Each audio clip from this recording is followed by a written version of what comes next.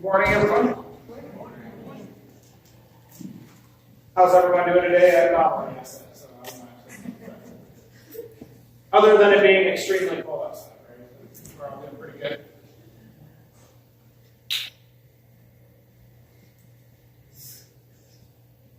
I was doing the math the other day and realized we're less than 2.5 weeks away from Christmas. So if you need to get your shopping done, now is pretty much the time.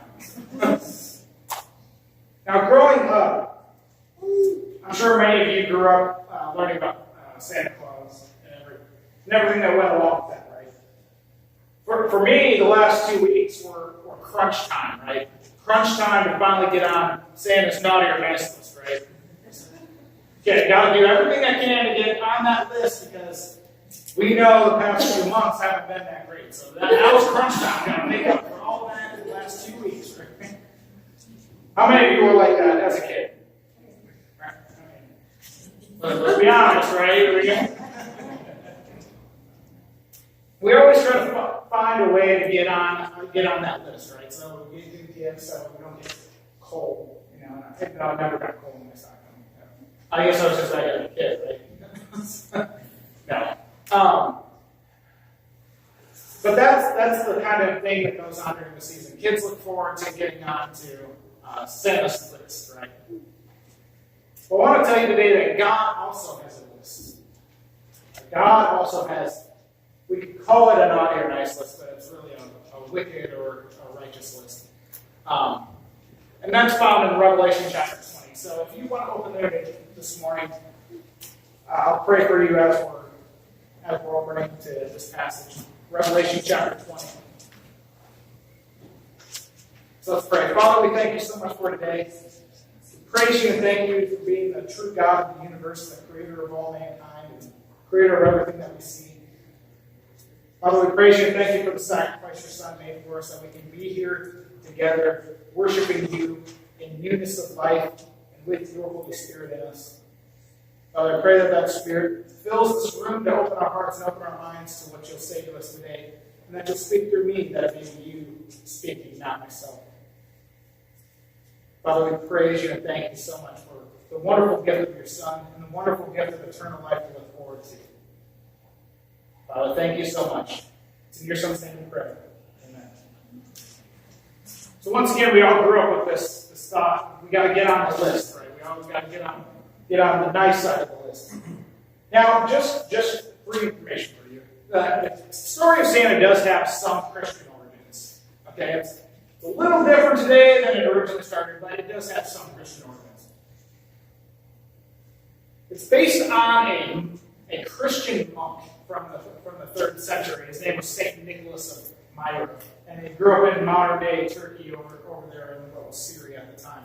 So it's based on this monk, this guy. I'll tell you in just a second. He tried to take Jesus' words seriously by giving up a life of luxury. He had a lot of money. He gave it all up. He took all of his wealth and started giving to the needy, to the sick, to the poor, for whatever they had need. He tried to take Jesus' words seriously. And later he was venerated as a saint within the church. So this is the man that the story of Santa was originally based on. It kind of changed over the years and everything else. But what we have now is a jolly elf with a big beard, right? But it was based on this guy originally. It was originally a Christian thing. But can you imagine giving up all your wealth? You know, just live poor so that way other people can be taken care of. Right? That's what this guy tried to do, right? That's what a lot of those monks at the time tried to do. They'd give up everything that they possibly had so that way no one else had any more need. They took that on themselves to try to have needs that no one else did. Beautiful story. Unfortunately, St. Nicholas is also known for punching another monk in the face, a guy named Arius, which, if you know church history, that's what he's more known for, is punching that other monk in the face. So, but we're not going over that. So anyway, that's what the Christmas, or the Santa Claus story was based on, was this monk, St. Nicholas. But let's get back to the list. Let's get back to what God's list is. In Revelation chapter 20. God also has a list that he's going to use when Jesus returns. It's called the Book of Life. It's called the Book of Life. And in it, he has all those that have been righteous, who have accepted his Son, who have believed in him and been righteous before him. All those within this book of life. So let's open to Revelation 20, verses 11 through 15. It says, Then I saw a great white throne, and him who sat upon it, from whose presence earth and heaven fled away, and no place was found for them. And I saw the dead, the great and the small, standing before the throne, and books were opened. And another book was opened, which is the book of life. And the dead were judged from the things which were written in the books, according to their deeds. And the sea gave up the dead which were in it, and death and Hades gave up the dead which were in it. And they were judged every one according to their deeds. Then death and Hades were thrown into the lake of fire. This is the second death, the lake of fire. And if anyone's name was not found written in the book of life, he also was thrown into this lake. So we'll give the bad news first, right? So we always talk about bad news before good news. That's typical, right? That's what I like to grow up with. So instead of coal, right? Instead of coal like Santa gives, God gives the wicked eternal destruction in the lake of fire. All right, bad news for the wicked. Now, this isn't the torturous hell that a lot of churches talk about. It's not it's a fire, but it's not one that's you're going to go into and be tortured for, endless eternity with no end in sight. That's what some churches teach. In this fire, you get destroyed. God's not a torturous monster that's trying to please himself by watching you suffer for the rest of eternity. He's going to give you what you want. If you choose not to live a life for God in this life, you'll get exactly the same in the next life. You don't want to be with God? That's fine. You won't be with God in the next life either. Nobody goes into the lake of fire against their own will. They chose this. They chose this life. If you don't want to be with God now, you won't be with God in the future either. Unfortunately, that's really fair. So that's what these people get. Now, none of us want that, right? None of us want that to happen. So let's talk about some good news. Let's talk about the good news. We got to go over that part because it's there, and that's the warning for us. Start living your life for God now. Instead of temporary gifts, God gives the gift of eternal life to the righteous, immortal life in God's coming kingdom. It talks about this in Romans chapter 6, verse 23. I want to make sure you can read that up there. Everyone good? Looks a little different back there. So. Romans 6:23 says, "The wages of sin is death, but the free gift of God is eternal life in Christ Jesus our Lord." I mean, this is the greatest gift of all time. Immortal life in a perfect kingdom when Jesus comes back, where there's no more death, no more sorrow, no more pain. You get to see dead loved ones again. You get to just bask in God's glory for the rest of eternity. I mean, how much more can we really ask for? This is the greatest gift of all time.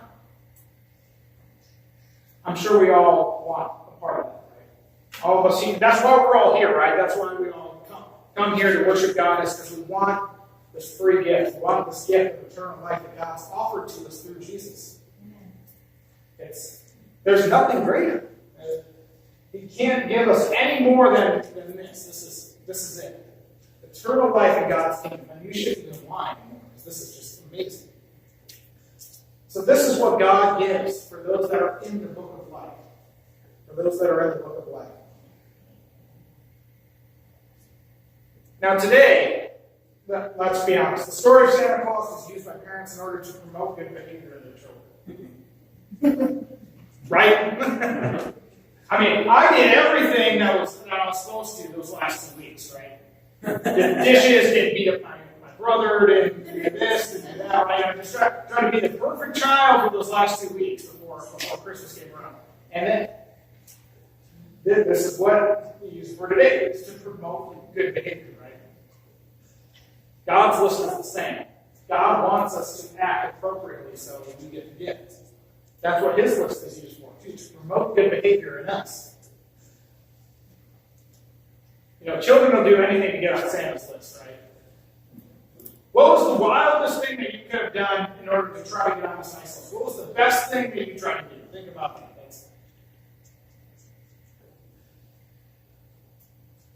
You should just take out the trash right now. go out, get your mom in trouble. Are we willing to do anything to get on God's list? Just like a child does whatever it is possible to get on Santa's list, are we willing to do anything to get on God's? I mean, that's what St. Nicholas did, right? Because he tried to take Jesus' word seriously besides punching that monk in the face. He gave up everything that he possibly had to try to get on this list. And so many throughout history have done the same thing. I'm sure many of you have done the same thing as well. You try to do everything that you possibly can in order to get on God's list and God's book of life. Are you willing to do what it takes? Are you willing to give it all up if it takes it in order to get on this list? What is God telling you to do in order to get on his list? To get on in his book of life? What are you willing to do in order to get into God's eternal kingdom? What are you willing to do? Because we are children.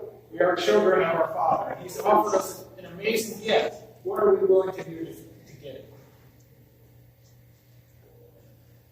So God's list is also used to promote good behavior, right? God wants us to do the right thing. God wants us to believe in his Son. God wants us to help others.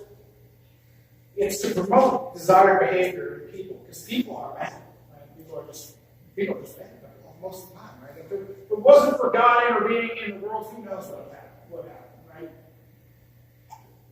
So in order to get on God's list, this is what we must do. And he's made it pretty simple. He's made it very simple, but oftentimes the simplest things are the hardest things. The first thing is we must believe and obey Jesus. That's pretty straightforward. Let's look at John chapter 3, verse 36.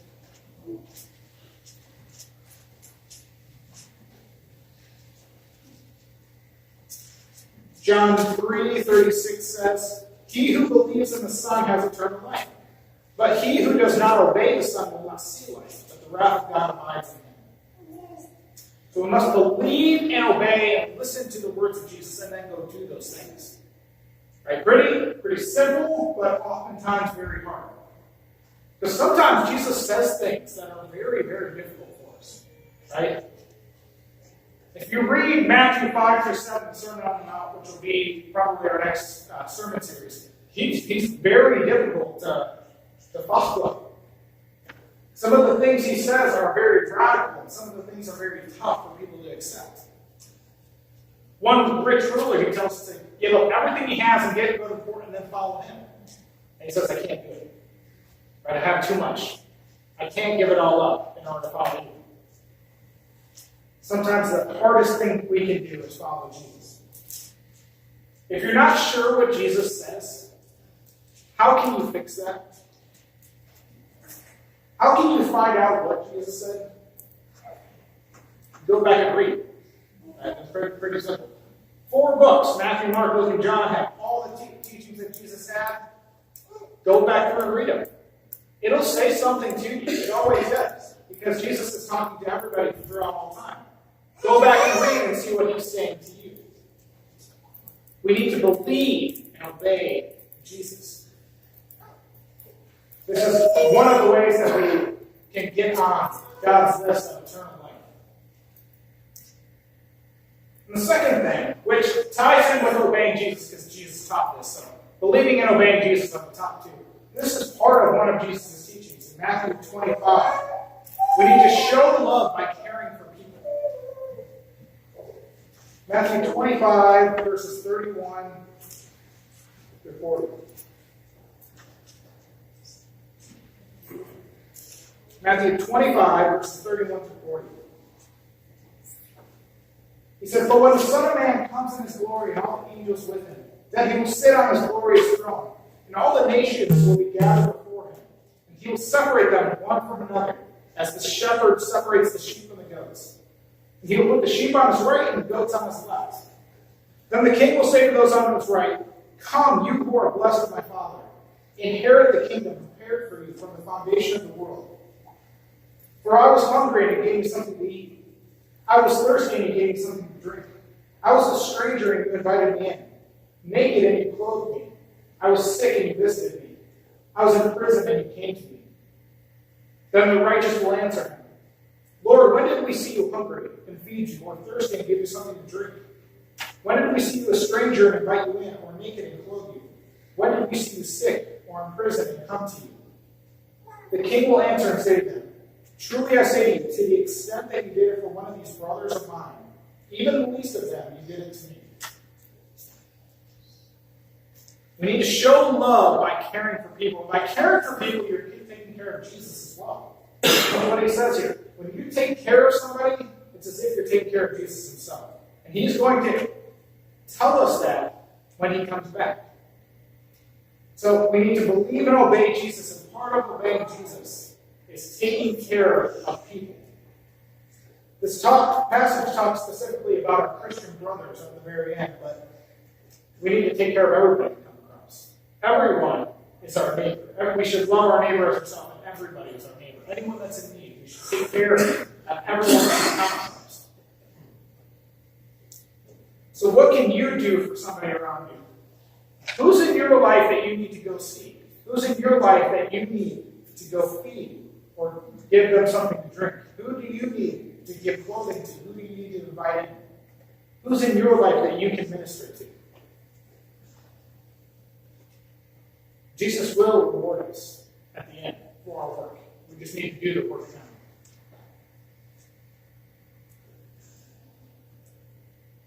So what can you do? What can we do in order to get on God's list, into God's book of life, into eternal life? What can we do? So here's a few lessons for us to learn from this. The first is this: if you haven't done so already, I encourage you to accept Jesus' offer of forgiveness of sins by repenting and getting baptized. That's the first step. That's the first step to entering eternal life. It's just going ahead with this step of repenting and getting baptized. That's what Peter says in Acts 2:38.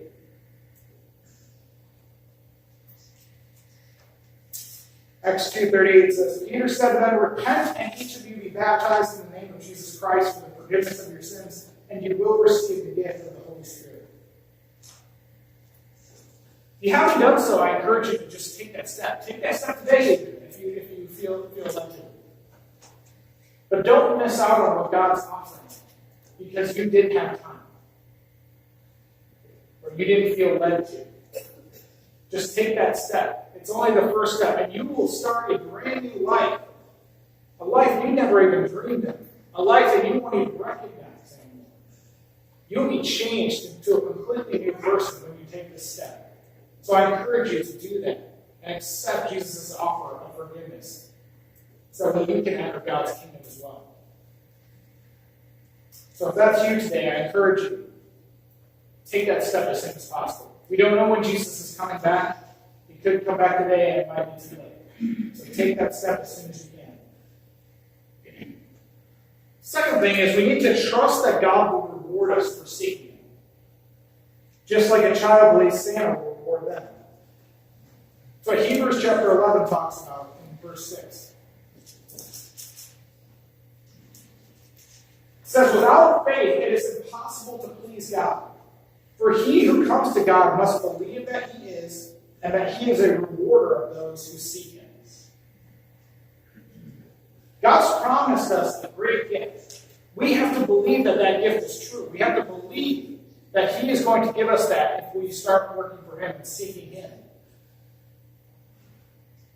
You trust your boss to give you a paycheck, right? Everyone here does. If you can trust a fallible person like a boss to give you what is coming your way, why don't you trust the Creator of all things to give you what He's promised? We need to trust that God will reward us for what we do. Reward us for the love that we show to others. Reward us for the steps that we take in our faith to follow Jesus and do the things that He said.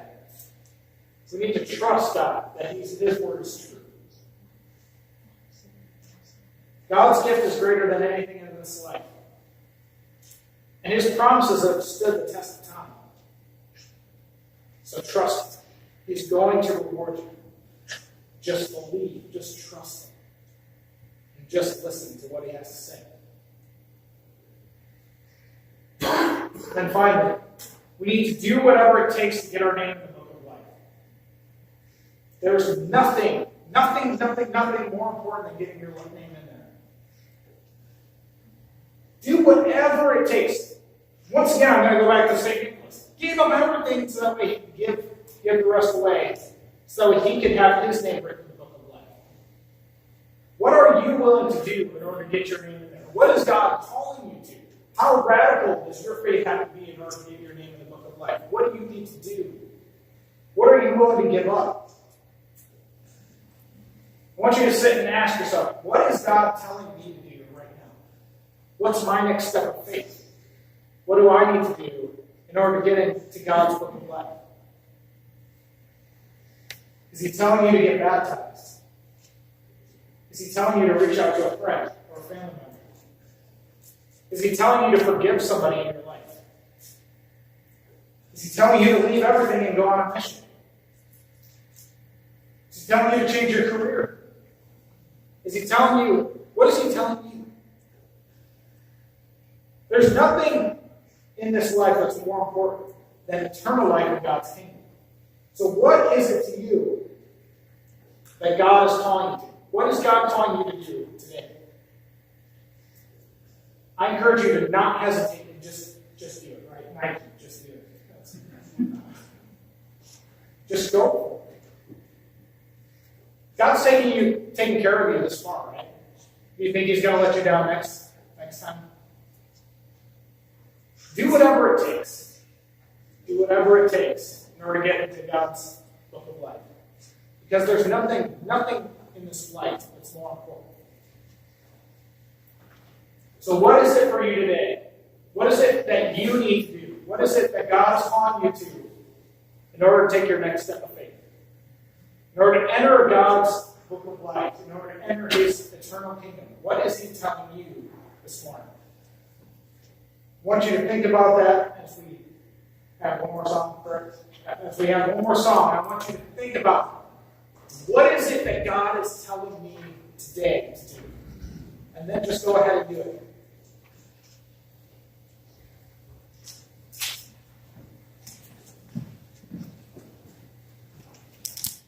Still can stand for this last song.